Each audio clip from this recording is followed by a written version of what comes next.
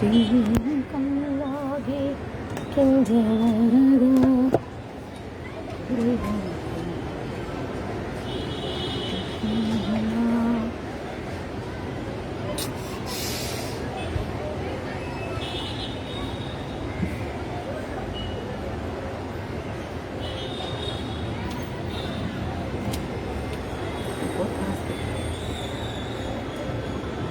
on the soup, bang on the door, on the door, on the door, on the door, on the door.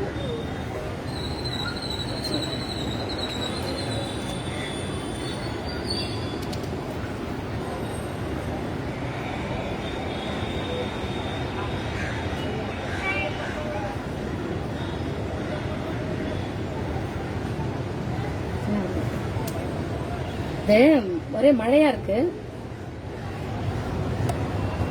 கடல்லாம் ஒரே ஈரமா இருக்கும். சரி அப்படின்னா வீட்டில் balcony நானும் 3 நாளாக போட்டு பார்த்தேன், போட்டுடலாம் அப்படின்னு சொல்லிட்டு வரல. அதுதான் வா வந்துருச்சு.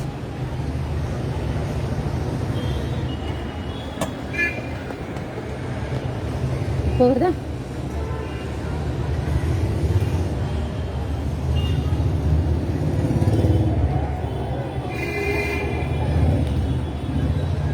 வருதா?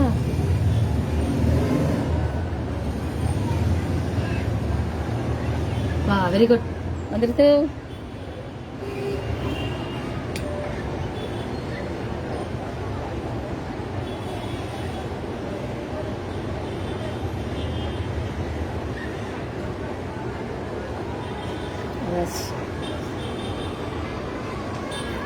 இன்னைக்கு யாரை பத்தி போட போறேன் அப்படின்னா,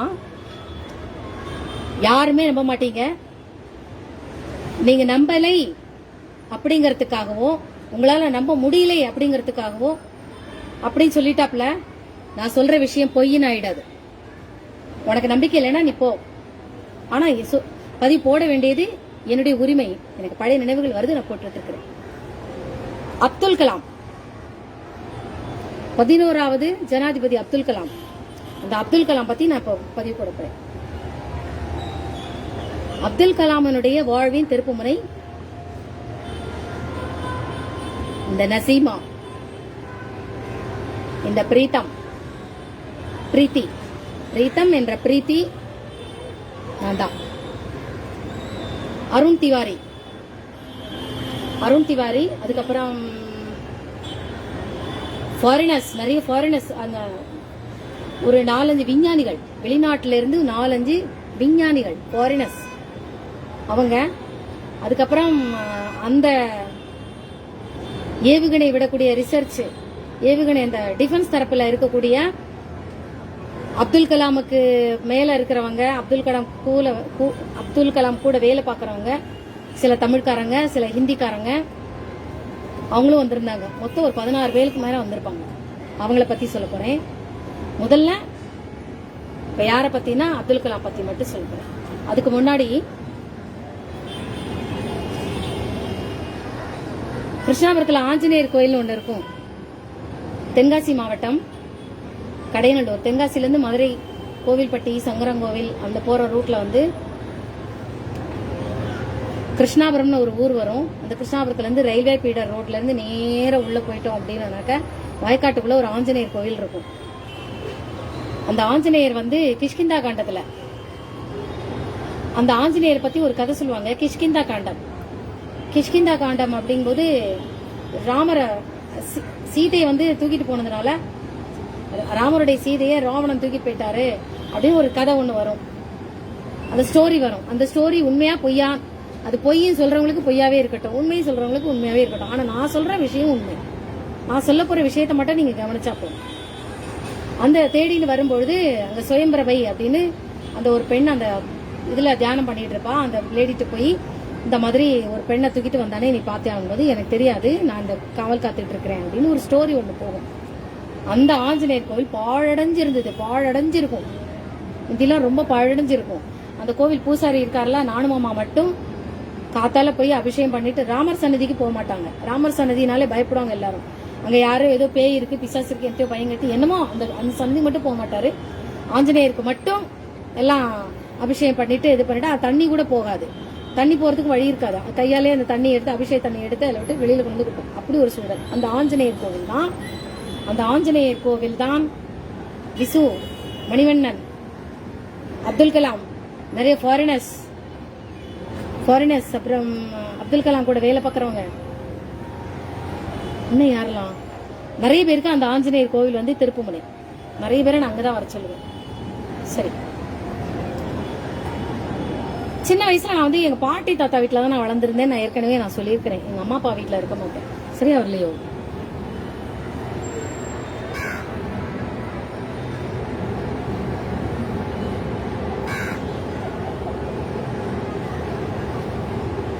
சரியா வரலையோ?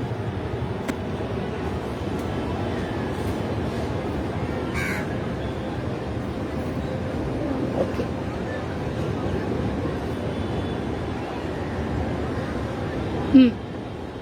அங்கதான் இனி என்ன வந்து விஜயகாந்தோட அப்பா அழகர் சாமி நாயுடு எல்லாரும் அங்க பக்கம் வருவாங்க. அப்ப அங்க நாங்க சந்திக்கக்கூடிய இடம் வந்து ஒரு ஆலமரம், வீடுகள் தொங்கி இருக்கும் ஆலமரம். அதுல வந்து பழைய காலத்துல பஞ்சாயத்துலாம் நடந்திருக்கு போல இருக்கு. அந்த ஆலமரத்துல வந்து திண்ணை மாதிரி வட்டமா கட்டி வச்சிருப்பாங்க, ஆலமரத்தை சுத்தி மேடை கட்டி வச்சிருப்பாங்க. அங்கதான் பஞ்சாயத்து பழைய காலத்துல நடந்திருக்கு. நான் ஸ்கூல் விட்டுட்டு நேர வீட்டுக்கு போல அந்த கோவில்ல அந்த அந்த அந்த படி அந்த திண்டு இருக்குல்ல மேடை, அந்த மேடையில உட்காந்துட்டு இந்த பாட்டு பாடிட்டு இருக்கிறேன். நகுமோ கண்ணலே, அந்த பாட்டு. அப்ப எனக்கு ராலாம் வராது, அந்த பாட்டு பாடிட்டு இருக்கேன். அது சரியா வரல. அப்புறம் தான் இன்னொரு பாட்டு பாடுறேன். எங்கிருந்து ஆரம்பிக்கிறது? அப்துல் கலாமோட விஷயத்தை பத்தி பேசும்போது நம்ம எங்கிருந்து ஆரம்பிக்கிறது, எப்படி ஆரம்பிக்கிறது அப்படின்னு தெரியாம நான் திண்டாடிட்டு இருக்கும்போதுதான் ஆரம்பம் வந்து மறந்து போச்சு. நான் ரெக்கமெண்டேஷன் பண்ணாமலேயே, நான் சர்ச்சில் போகாமலேயே எனக்கு பாட்டு வந்தது. எந்த பாட்டு அப்படின்னா நகுமோ கண்ணு, இந்த பாட்டு.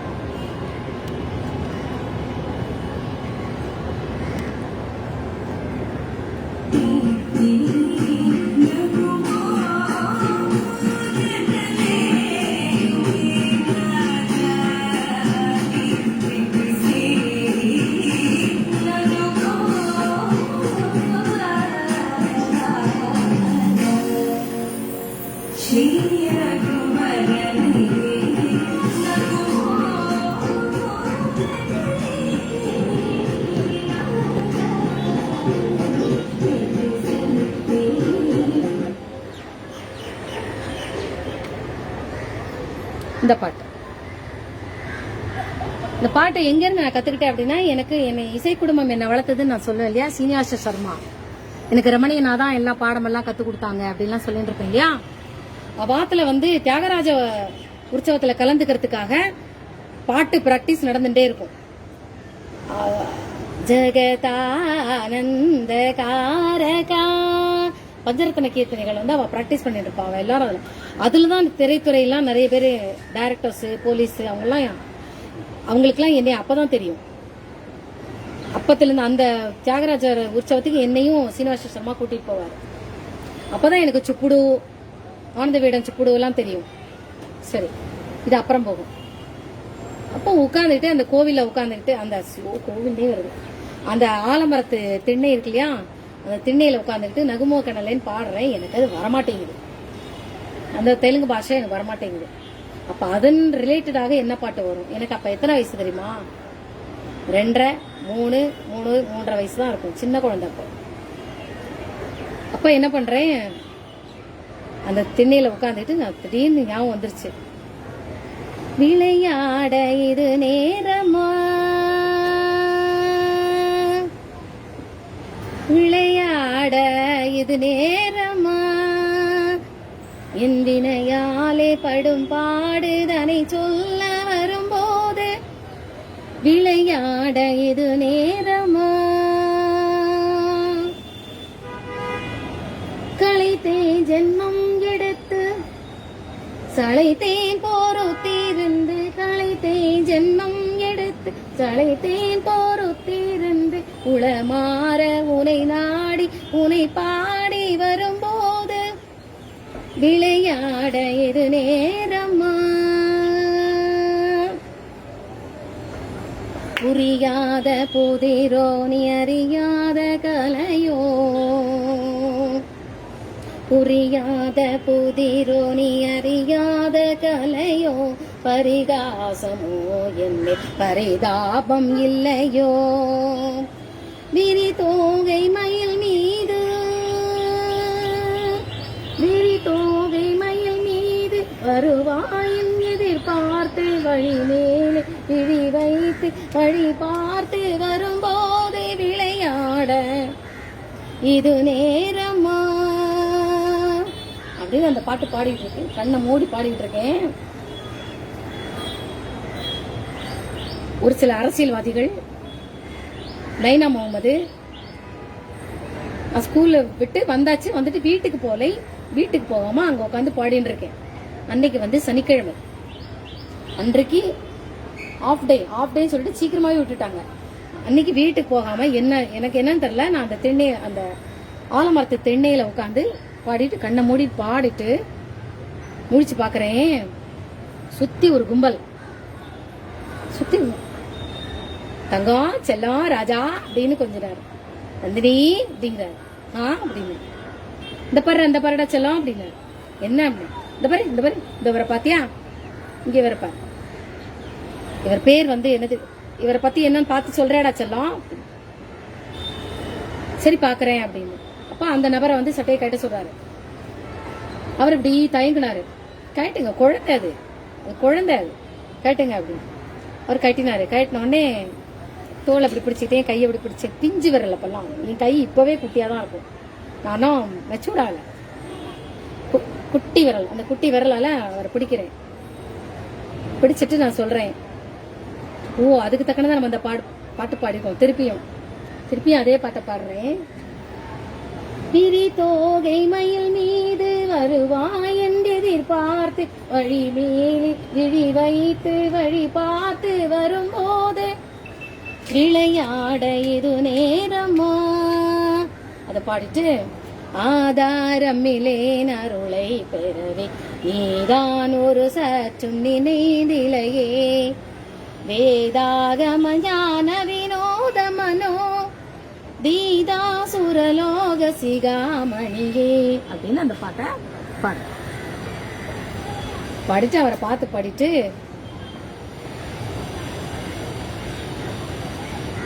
உன் கனவும் உன் ஆசை வேறு, உன்னுடைய நீ போயிட்டு இருக்கிற பாதை வேற, நீ போக வேண்டிய பாதை வேற, உன் பயணம் வேறு, நீ செஞ்சிட்டு இருக்கிற பயணம் ஒன்று, நீ கற்பனை பண்ணிட்டு இருக்கிற நீ ஆசைப்படும் பயணம் ஒன்று, ஆனா நீ போக வேண்டிய பயணம் வேற. ஆனா நீ செல்லக்கூடிய அந்த பயணத்துக்கும் நீ எதுக்கு நீ ஆசைப்பட்டு இருக்கிறியோ அதற்கும் சம்பந்தம் உண்டு. சம்பந்தமா தான் இருக்கும், ஆனா கொஞ்சம் வித்தியாசமா தான் இருக்கும். இவருக்கு ஒண்ணுமே புரியல. முருகனுடைய வாகனம் எது? மயில் தொகை. மயில் வந்து குறிப்பிட்ட ஒரு தூரம் மட்டும்தான் அது பறக்கும். அப்போ முருகனுடைய இது, முருகன் யாரு? அசுரர்களை அழிப்பார், படைகள் அப்படின்னு சொல்லிட்டு அதை சொல்லிட்டு, இவர் வந்து பறவைகளே ஓட்டி செல்லணும், மயில் மீது சவாரி செய்தல். நீ அந்த மயில் மேல ஏறி உட்கார்ந்துகிட்டு சவாரி செய்யணும் நீ ஆசைப்படுற, ஆனா அது நடக்காது. ஆனா நீயே நிறைய அந்த முருகனுக்கு வந்து என்ன தொழில் அவர் செஞ்சாரு? முருகனுடைய இது என்னது? சண்டைக்கு போகுதல், அசுரனை அழித்தல். அப்போ ஆயுதங்களை என்ன செய்து அழிப்பதற்கான ஆயுதங்களை ஏவுதல், அதுதான் வருது அப்படின்னு. முருகன் சண்டை போடுவார்ல, அதான் வருது அப்படின்னு. முருகன் சண்டை போடுவாரா? ஆமா. அவருக்கு மண்டா காஞ்சிருச்சு, எனக்கு சொல்லவும் தெரியாது, என்ன பண்ணணும் தெரியாது. அப்ப நீ வந்து பறக்கணும்னு நினைச்சியா அப்படின்னு. ஆமா, மயில் வந்து ரொம்ப தூரம் பறக்காது, குறிப்பிட்ட தூரம் வரைக்கும் தான் பறக்கும். ஆமா, சொல்ல தெரியாம உளறிக்கிட்டு இருப்பேன். நீ போன எனக்கு புரியலடா, என்னடா தெரியவா சொல்லுடா அப்படின்னு. அதாவது நம்மகிட்ட இப்போ சண்டைக்கு வராங்க அப்படின்னு சொல்லியாச்சுன்னா நம்ம ஏதாவது ஆயுதம் கொண்டு தாக்குவோம் இல்லையா? ஆமா, அதே மாதிரிதான் இவர் ஆயுதம் தாக்குவாரு, ஆயுதத்தை தயாரிப்பாரு அப்படின்னு. புரியலையே, பறவைங்கிற வானம்ங்கிற அதுங்கிற எனக்கு ஒண்ணுமே புரியலையே. முருகன் எதுக்கு சண்டை போடுவாரே அப்படின்னு, நம்ம எல்லாரையும் பாதுகாக்கிறதுக்கு. அப்படிங்கும்போது கொஞ்சம் கொஞ்சமா மாண்டா காஞ்சிருச்சு அவருக்கு. உன அது சம்பந்தப்பட்டது உனக்கு வரும், நீ அதை நீ தேர்ந்தெடுத்துக்கோ அப்படின்னு. இவருக்கா எனக்கா சொல்லவும் தெரியல, ஒண்ணும் தெரியல. அப்ப சின்ன குழந்தை சொல்லி முடிச்சாச்சு. நீ எது இல்லாமோ நீ தோத்துக்கிட்டே இருக்கிறியா, உன்னோட கனவு ஒரு நாளும் நினைக்காது, அது நடக்காது. நீ ஆசைப்பட்டது நடக்காது. ஆனா நீ எது சம்பந்தப்பட்டதா நீ நினைச்சுக்கிட்டு இருக்கிறியோ அது சம்பந்தப்பட்டுதான் வரும். ஆனா நீ போக முடியாது, நீ தான் அனுப்புவ. நீ என்ன நினைச்ச, பறவை பறக்குது, நீ அந்த பறவையாக மாறி நீ அந்த பறவை மேல ஏறி உட்கார்ந்து பறக்கணும்னு நீ நினைச்சியா அப்படின்னு. அப்பதான் அவர் சொல்றாரு, ஆமா நான் வந்து விமானத்துல பறக்கணும்னு ஆசைப்பட்டேன், இந்தா வந்துருச்சா அப்படின்னு. இத நீ முதலே சொல்லிருக்கலாமே, எனக்கு எல்லாமே அடுத்தடுத்து தோல்வியா வந்துகிட்டு இருக்கு, நீ சொல்லிக்கிட்டு இருந்த என் கனவு நினைவு மாட்டேங்குது, என்னை செலக்ட் பண்ணல. இவர் வந்து மிலிட்டரிக்கோ எங்கேயோ போயிருக்கிறாரு, எதுக்கோ போயிருக்கிறாரு. அதுல செலக்ட் ஆல தேர்ந்தெடுக்கல, நான் தோத்துட்டேன் வந்து புலம்பி இருக்காரு ஒழிஞ்சு அவருடைய கனவு முதல்ல என்ன அப்படிங்கறத அவர் சொல்லவே இல்லை. அப்ப என்ன இந்த குழந்தை சொல்றது என்னது எனக்கு புரியல, நீ சரியா சொல்ல அப்படின்னு. அப்புறம் அவர் சொல்றாரு, என்னடா நான் இப்படிதான் ஆகணும்னு நினைச்சேன், அது உன்னுடைய. ஆனால் நீ அந்த பறவையே நீ வானத்துக்கு பறக்க விட்டா எப்படி இருக்கும் அப்படின்னு. அந்த பறவையானது சண்டை போடும் பறவையா இருந்தா உனக்கு எப்படி இருக்கும் அப்படின்னு கேட்டேன். அவருக்கு புரியவே இல்லை, அவருக்கும் புரியல. சரி இவ என்னமோ சொல்றா, எனக்கு புரியல. அது சம்பந்தமாக உனக்கு வரும்பொழுது நீ ஏற்றுக்கொள், அதுதான் உனக்கு சக்சஸ் ஆகும், அதுதான் உனக்கு ஜெயிக்கும் அப்படின்னு சொல்லிட்டு நான் சொன்னேன். இவங்க யாருக்குமே ஒண்ணுமே புரியல. மறுபடியும் நான் என்ன பண்றேன், திருப்பி கையை பிடிச்சிட்டு அந்த சக்தியை மாத்தி விடுறேன். உன்னை தேடி ஒரு வாய்ப்பு வரும்பொழுது அந்த இதுக்கு நீ ஒரு விஷயத்துக்கு நீ போ, நீ தயாரிக்கிறதுக்கு உண்டான இது சொல்லாங்க, உனக்கு அது சக்சஸ் ஆகும், உனக்கு அது ஜெயிக்கும் அப்படின்னு. இவங்களுக்கா ஒண்ணுமே புரியல. அங்க போய் பார்த்தா அந்த ஏவுகணை, வானத்துல இருந்து இந்த எதிரி நாட்டுக்கு ஏவுகணை, சேட்டலைட், செயற்கைக்கோள்கள், அந்த இதை தான் அந்த பொண்ணு சொல்லியிருக்காளா அப்படின்னு சொல்லிட்டு அவர் படம் வரைகிறாரு, இது பண்றாரு. அது வந்து அடுத்தடுத்து வந்து சக்சஸ் ஆயிருச்சு. தயாரிக்க அது இடையில அந்த அப்துல் கலாம், அவர் பேர் வந்து அப்துல் கலாம், இவர் பேர் வந்து அப்துல் கலாம். அப்ப அவர் பேர் என்ன அப்படிங்கும்போது அப்துல் கலாம். அப்ப அவர் வந்து என்கிட்ட கேட்கிறாரு, உன் பேர் என்ன அப்படிங்கிறாரு. அப்ப இவளுடைய பேர் வந்து நாங்க சொல்ல மாட்டோம், ஆனா இந்த குழந்தை சொல்றது எனக்கு புரியவே மாட்டேங்கிறது அப்படின்னு அப்துல் கலாம் சொல்றாரு. அவ என்ன சொல்றா, சண்டைக்கு போறதுன்னு அவ சொல்றா. சண்டைக்கு என்ன நம்ம பண்ணுவோம்? அப்ப நான் கேட்டேன், அந்த இப்படி பேப்பர்ல இப்படி மடிச்சு இப்படி பண்ணுவோம்ல, அதுக்கு பேர் என்னது அப்படின்னு கேட்டேன். இப்படி பண்ணுவாங்களா, அதுக்கு பேர் என்ன அப்படின்னு. ராக்கெட்டா சொல்ற,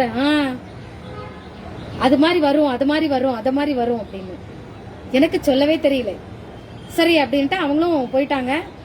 ஏவுகணை தயாரிக்கிறதுக்கு உண்டான இது தயார் பண்றாங்க. அது வந்து என்ன செஞ்சிருச்சு, சக்சஸ் ஆயிருச்சு. சக்சஸ் ஆனதுக்கு அப்புறம் 80ல மறுபடியும் இவர் என்னை பார்க்க வர்றாரு. யாரு, அப்துல் கலாம். நிறைய தடவை என்னை பார்க்க வருவாரு. அப்பெல்லாம் நான் இல்லை. அப்புறம் நான் மறுபடியும் திருமங்கலத்துக்கு வரும்பொழுது இடையில ஒரு நாள் லீவோ என்னமோ வந்திருந்திருக்கிறாரு. திருமங்கலத்துல நான் இல்லை. இந்த அப்துல் கலாமுக்கு நான் சொல்லும் போது திருமங்கலத்துல இருந்திருக்கிறேன். இவங்களா மண்டை காஞ்சிட்டாங்க, ஒண்ணுமே புரியல. அப்புறம் தான் அவர் இந்த பொண்ணு சொல்றது ஏவுகணையா இருக்குமோ அப்படின்னு சொல்லிட்டு பார்த்தா, இவ சொல்றது அதுதான் அப்படின்னு சொல்லிட்டு அவங்க புரிஞ்சுக்கிட்டு பண்ணிட்டாங்க. இது எனக்கு சரியாவே ஞாபகம் வரமாட்டேங்குது. ஆனா நினைவுல வந்ததுதான் நான் சொல்லிட்டு இருக்கிறேன். மாத்தி பேசுறேன்னு சொல்லக்கூடாது. 85ல நடந்ததா, 72ல நடந்ததா சொல்லுவேன், 72ல நடந்ததா, 75ல நடந்ததா, 80ல நடந்ததா சொல்லுவேன், 92ல நடந்தது, 80ல நடந்ததா சொல்லுவேன். குழம்பிக்கிட்டே இருக்கும். ஆனா நான் சொல்ற சம்பவங்கள் உண்மைதான். அப்புறம் வராரு. அதுக்கப்புறம் இல்ல இந்த பொண்ணு சொல்ற மாதிரி இல்ல, எனக்கு சில விஷயங்கள் புரிபடவே மாட்டேங்குது அப்படின்னு வராரு. அப்ப நான் எங்க இருக்கிறேன் அப்படின்னா, அந்த ஏவுகணையை தயாரிக்கும் போது அந்த இதெல்லாம் வடிவமைக்கும் அதெல்லாம் பண்ணும் போதும் அவருக்கு ஏதோ ஒரு மன உளைச்சல் இருந்துகிட்டே இருந்திருக்கு. நான் இன்னும் அவருக்கு மாத்தல, நீ என்ன பண்ணணுங்கிறத மட்டும்தான் நான் கண்டுபிடிச்சு கொடுத்துருக்கிறேன். இதுதான் உன்னோடதே அப்படின்னு சொல்லிட்டு. இது வரைக்கும் தான் இதுக்கு இன்னும் போக பாதை வரலையே, இன்னும் வரல, நேரம் வரல, நீ எப்போது மாத்துவல அதை மாத்தி விட, அதுக்கு இன்னும் நேரம் வரல அப்படின்னு. சரி வந்துட்டாரு. வந்துட்டு கிருஷ்ணாபுரத்துக்கு தேடி வந்திருக்கிறேன். நான் கிருஷ்ணாபுரம் வந்திருக்கேங்கிறது தகவல் தெரிஞ்சிருச்சு. தெரிஞ்ச உடனே என்னை தேடி வராங்க. அப்பதான் அந்த ஷியாமலாக்கா இருக்காங்க இல்லையா, சீனிவாச சர்மா வீடு, அந்த வீட்டு திண்ணையில நான் உட்காந்துட்டு முதல்ல என்னை அறிமுகப்படுத்தும் போது நான் அந்த வீட்டுக்குள்ள போகும்போது இந்த பாட்டு, என்னை யாரு என்னன்னு தெரியாதப்போ இந்த பாட்டு, பஞ்சாஷபீடரூபிணி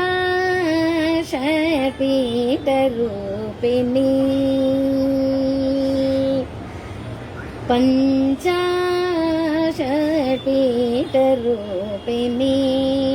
மாம்பாயே ஸ்ரீ ராஜராஜேஸ்வரி பஞ்சாஷபீடரூபிணி.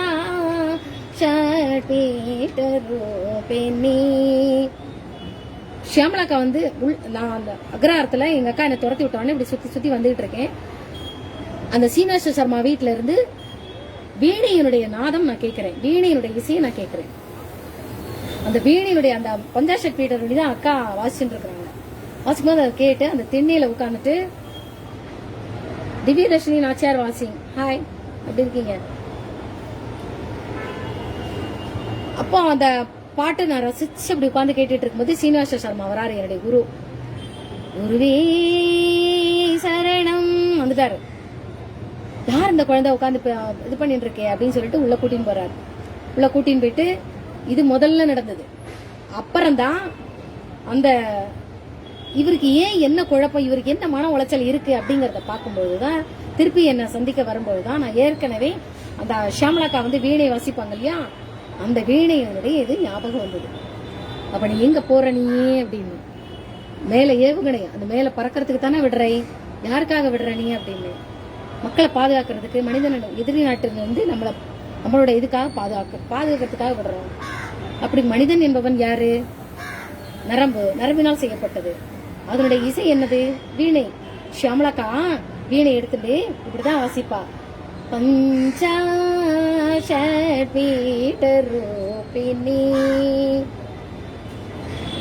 ஒவ்வொரு மனிதனும் இப்ப சொல்றேன், எந்த ஒரு பிசினஸ்ல எந்த ஒரு வேலையானாலும் நீ பண்ணிக்கோ, என்ன வேலை வேணாலும் பண்ணு.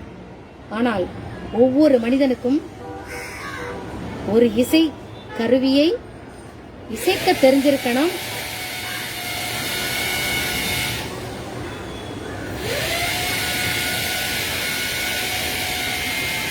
இசைக்க தெரிஞ்சிருக்கணும். இல்லை என்றால் ஒவ்வொரு இசை கருவிகளையும் இசைக்கும் போது அதை ரசிச்சு அதை உள்வாங்கி நம்மளை நாம் உணரும் போது நமக்கு ஏற்ற இசை கருவி எது அப்படிங்கறத உணர்ந்தால் மட்டுமே அவன் செய்யக்கூடிய காரியங்கள் ஒவ்வொன்றும் ஜெயிக்கும். இதே விஷயத்தை தான் குன்னக்குடி வைத்தியநாதனுக்கு நோயை குணப்படுத்துவதற்கு உண்டானதாக இவருக்கு மாற்றி சொல்றது.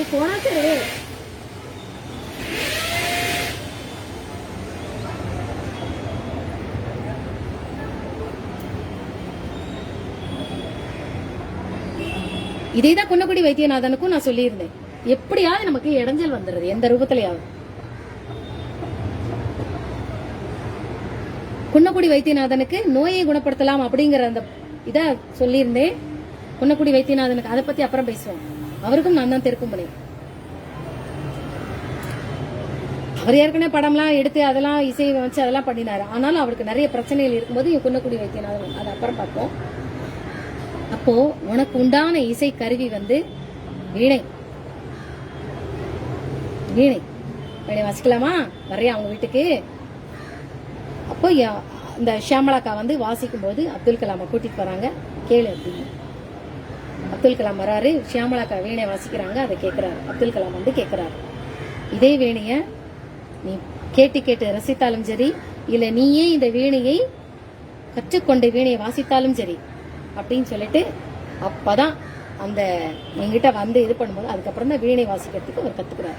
வீணை வாசிக்கும்படி சொன்னது அதுக்கு முன்னாடியே யாரோ ஒரு குருவை போய் இது பண்ணி பார்க்கும்போது அவரும் இதேதான் இசையை நீ பண்ணணும்னு சொல்லிட்டு இருக்கிறாரு. ஆனா அவருக்கு வந்து வீணை இதுதானா என்னங்கிறது தெரியல, எதுக்காக இது பண்ணாருன்னு அவருக்கு அப்ப புரியல. இப்ப வீணை இசைக்க சொன்னது நான். அப்புறம் தான் வீணை எடுத்து வீணை வாங்கி வீணை கத்துக்கொண்டு ஏதோ பண்ணிருக்கிறாரு. அதுக்கு முன்னாடி யார் சொன்னாலும் இந்த கதையில வாங்கி இந்த கதையில விட்டுருக்கிறாரு, அதை நடத்தல. ஆனா நான் சொல்லும் போது அதை ஸ்டெண்ட் பண்ணிட்டாரு. இது ஒண்ணு. பஞ்சாஷபீடரூபிணி அந்த இது வீணை பண்ண சொல்லியாச்சு ஆச்சு. இவரோட இது வந்து தயாரிப்பு வந்து சக்சஸ் ஆயிடுச்சு. யாரோடது? அப்துல் கலாமோடது. 80 81 அப்போ இவருக்கு வந்து ஏதோ ஒரு விஷயம் வந்து சந்தேகத்தை கொடுத்துக்கிட்டே இருந்திருக்குது. அவர் கூட இருக்க வேலை பார்க்கறவங்க எல்லாருக்கிட்டையும் இது எப்படி உங்களுக்கு இவ்வளவு சக்சஸ் ஆச்சு, எடுத்த இடத்துலயே இவ்வளவு சக்சஸ் ஆயிருச்சு, மத்த இதெல்லாம் அவருக்கு தோல்வி தோல்வி தோல்வி தோல்வி தோல்வி. ஆனா அந்த ஏவுகணை விஷயம் வந்து அவருக்கு ஜெயிச்சாச்சு. ஆனா அடுத்தடுத்து தோல்வி வந்துகிட்டே இருந்தது வந்து இவருக்கு தான், அருண் திவாரிக்கு தான் அது தோத்துக்கிட்டே வந்தது. அதனாலதான் அருண் திவாரியை அவர் கூட்டிட்டு வர்றாரு. யாரு 81ல மறுபடியும் அருண் திவாரி இவங்களெல்லாம் என்கிட்ட வந்து கூட்டிட்டு வராங்க. கூட்டிட்டு வந்துட்டு எந்த கோவில வந்து சந்திக்கிறோம், ஆஞ்சநேயர் கோவில் நினைக்கிறேன். அப்பதான் ஆஞ்சநேயர் கோவில் போனோமா. இந்த கோயிலுக்கு எப்ப போனோம், குழம்பிக்கிட்டே இருக்கேன். அங்க இவருக்கு அடுத்த சக்சஸ் ஆனதுக்கு அப்புறம் அவருக்கு விருதெல்லாம் கிடைச்சி எல்லாம் பண்ணிருக்கிற என்னை பார்க்க வேகமா ஓடிவிடுறாரு. அவர் எனக்கு வைத்த பெயர் நசீமா.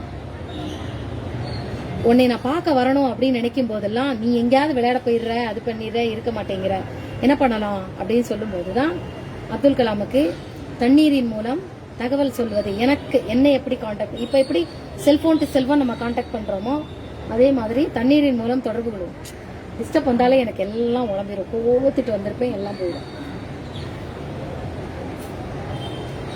தண்ணீரின் மூலம் அப்ப என்ன எப்படி கண்டுபிடிக்கிறது அப்படின்போது, தண்ணி எடுத்துக்கோ, அதுல அந்த தண்ணிக்குள்ள முங்குற மாதிரி ஏதாவது ஒரு பொருள், பைசாவா இருக்கலாம், நாணயமாக இருக்கலாம், அல்லது கோலி குண்டா இருக்கலாம், அல்லது நம்ம வீட்டுல இருக்கிற சின்ன டீஸ்பூனு, ஏதாவது ஒண்ணு அது தூக்கி அந்த தண்ணி பாட்டில், ஒரு பாத்திரத்திலயோ ஒரு பாட்டிலையோ எதுலயோ ஃபுல்லா தண்ணி பிடிச்சிட்டு அதுக்குள்ள அதை போடணும்.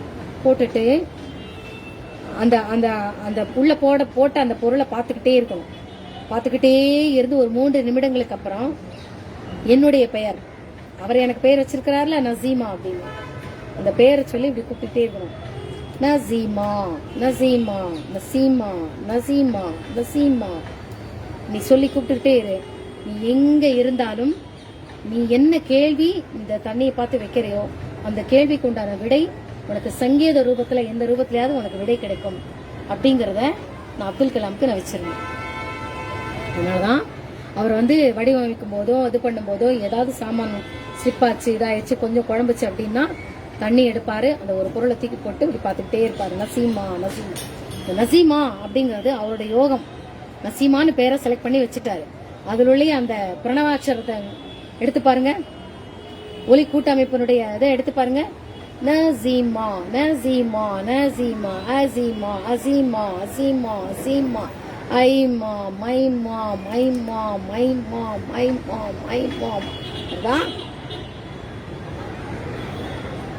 பரம்பொருளை தாண்டி அதை உணரக்கூடிய அந்த இது வந்துருத்தா. இதேதான் பிக் பாஸ்ல. இது எப்ப எனக்கு இந்த ஞாபகம் வந்தது அப்படின்னா, குழம்பிக்கிட்டே இருப்பேன், நமக்கு யாரோ நசீமான் பேர் வச்சாங்களே அது. எப்ப இந்த குழப்பம் எனக்கு வந்தது அப்படின்னா, பிக் பாஸ் என் பொண்ணு பாத்துட்டு இருப்பா. அந்த பிக் பாஸ்ல வந்து நம்ம அந்த விக்ரமன் ஒரு பையன் கலந்துக்கிட்டான். விக்ரமன், அப்புறம் அசீம்னு ஒரு பையன் கலந்துக்கிட்டான். அப்புறம் இன்னும் நிறைய பேர் யாரெல்லாம் அந்த அப்ப யாரெல்லாம் இருந்தாங்கன்னு எனக்கு தெரியாது. அப்ப என் பொண்ணு விக்ரமன் ஜெயிக்கணும்னு சொன்னதுனால விக்ரமனுக்கு நான் இது பண்ணும்போது ஆஞ்சநேயர் கோயிலுக்கு நான் போயிருந்தேன். நெருள் ஆஞ்சநேயர் கோயில் அன்னைக்கு என்னைக்கு ரிசல்ட்டோ, என்னைக்கு அந்த ஃபைனல் போடுறாங்களோ என்னைக்கு ஃபைனல் கமலஹாசன் என்னைக்கு அறிவிக்க போறேன்னு சொல்றாரோ அன்னைக்கு சாயங்காலம் நான் என்ன பண்றேன், நெருள் ஆஞ்சநேயர் கோயில் நல்லா வளர்ந்துருப்பாரு, நெருள் ஆஞ்சநேயர் கோயில் போயிட்டு ஆஞ்சநேயரை பார்த்து கேட்டுக்கிட்டே இருக்கிறேன், யார் ஜெயிப்பா பிக் பாஸ்ல அப்படின்னு சொல்லிட்டு. விக்ரமா ஜெயிப்பாரு, விக்ரம் ஜெயிக்கணும்